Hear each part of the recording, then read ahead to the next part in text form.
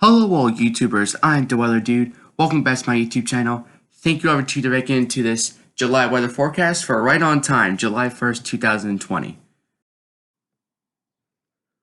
Before I get on with today's video, however, I would ask that every single one of you please smash that subscribe button and ring the bell notifications. Thank you guys so much for 600 subscribers. Let's get to our next goal of 700 subscribers and to our next long-term goal of the big 1,000. So please smash that subscribe button and ring the bell notifications, as well as watching the whole video. Both of these things really do support my channel, and watching the whole video, it's a win-win.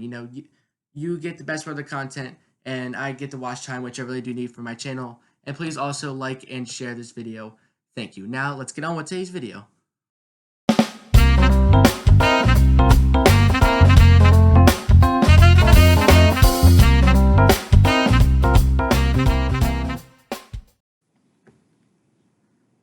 So today, as you see by the title, we're going to be talking about my July 2020 weather forecast.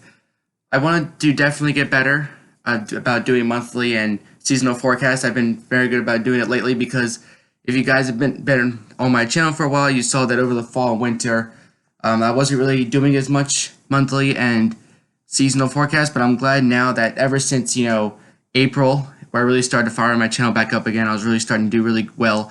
And I'm glad I'm starting to do these monthly and seasonal forecasts. I kept reminding myself to do it, and I'm glad I finally did it. So we're going to do that. We're going to take a look at that in today's video. But before we get into my forecast, I just want to take a look at the Climate Prediction Center's forecast real quick. Take a look at my forecast after that, and then take a look at what two models say. All right, the CFS and ECANSIS we'll be looking at after my forecast. But as for Climate Prediction Center, all right, they predict some slightly cooler temperatures for the northwestern part of the United States. Just south of there, we got some equal chances, meaning it could be cool, it could be warm, it could even be average in that white region.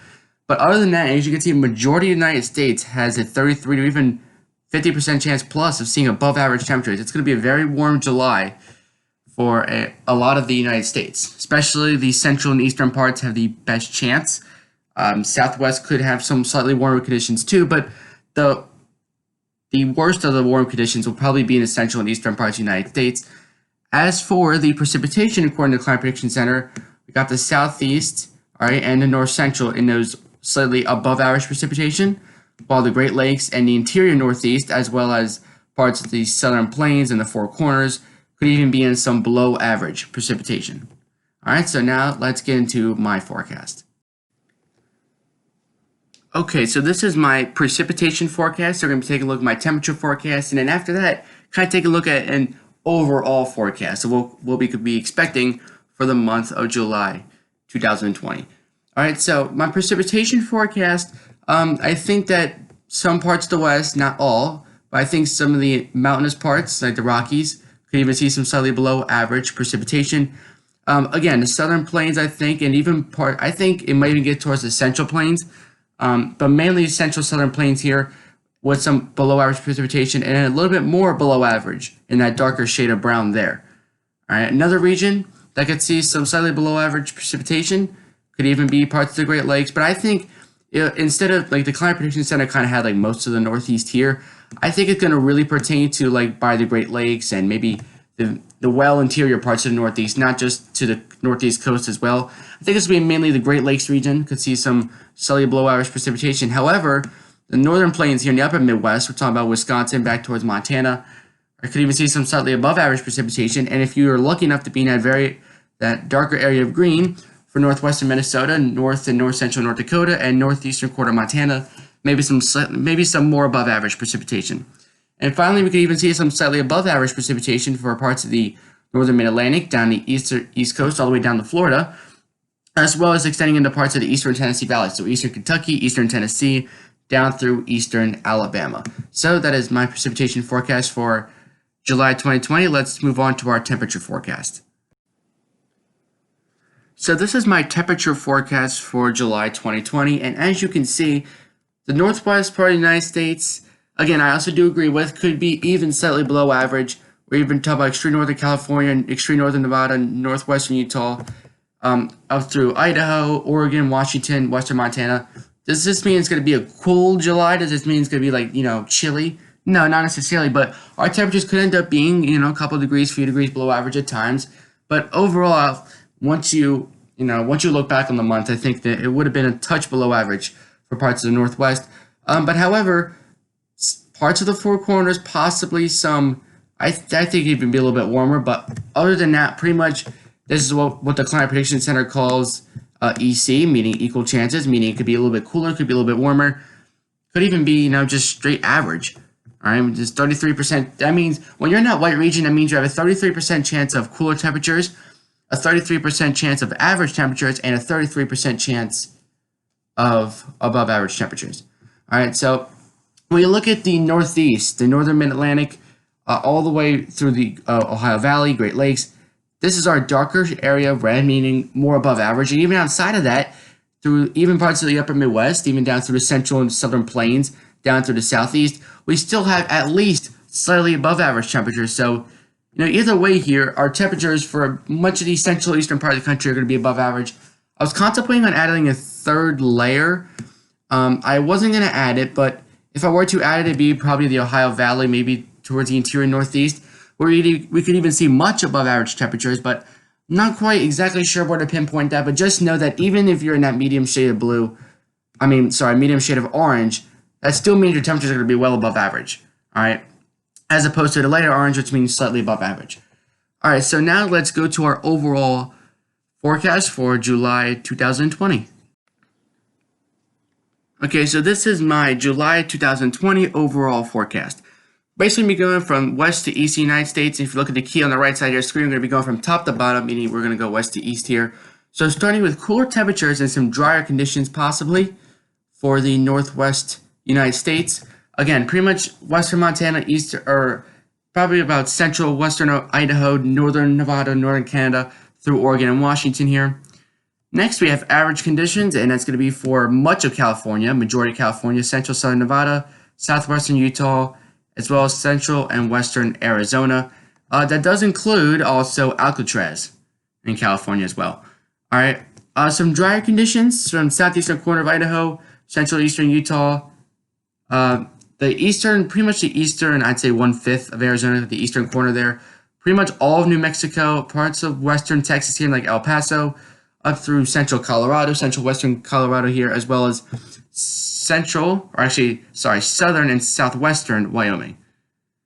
Next, we have cool and stormy conditions, mainly wet, but we could even have a couple storms, but we'll be on the cooler side generally. For eastern Idaho here, northern central Wyoming, the extreme northwest corner of South Dakota, the west corner of North Dakota, and pretty much all of Montana, basically eastern, central, and parts of western Montana as well. Hot heat waves likely. I mean, it's kind of hard to miss that one here.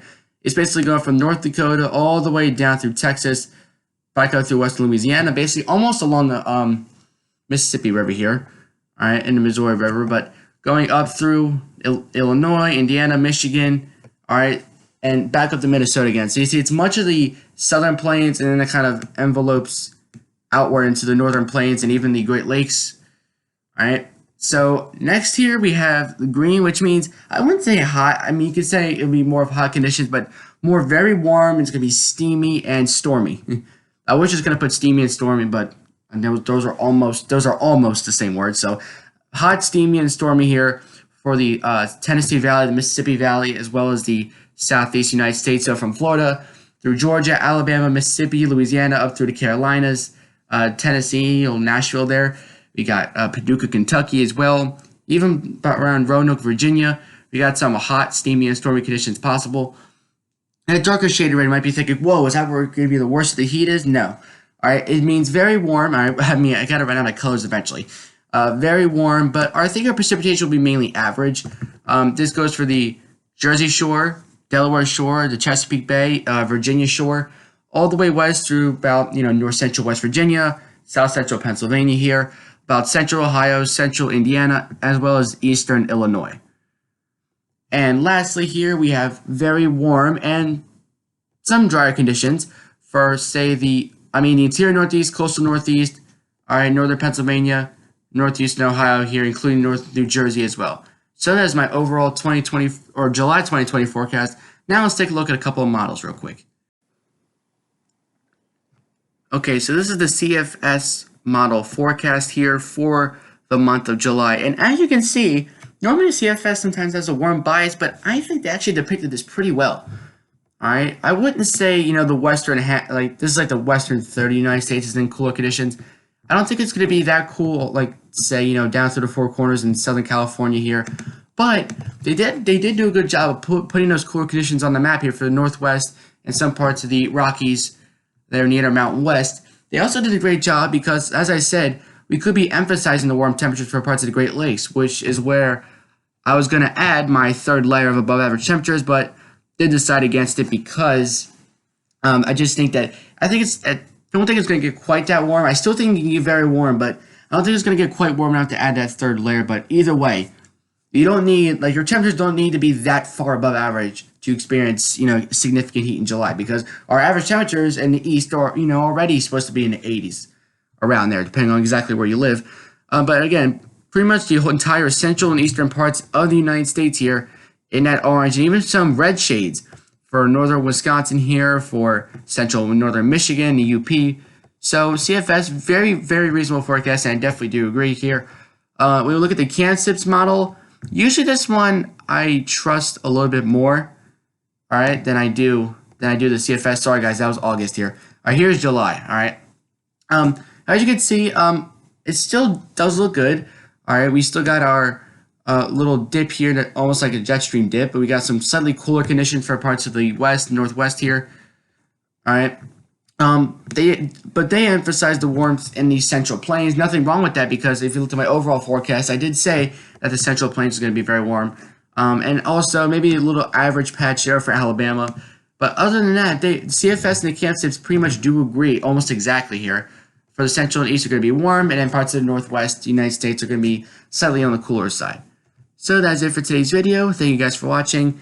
I'm the Weather Dude, signing off. Till next time. Catch you guys next video.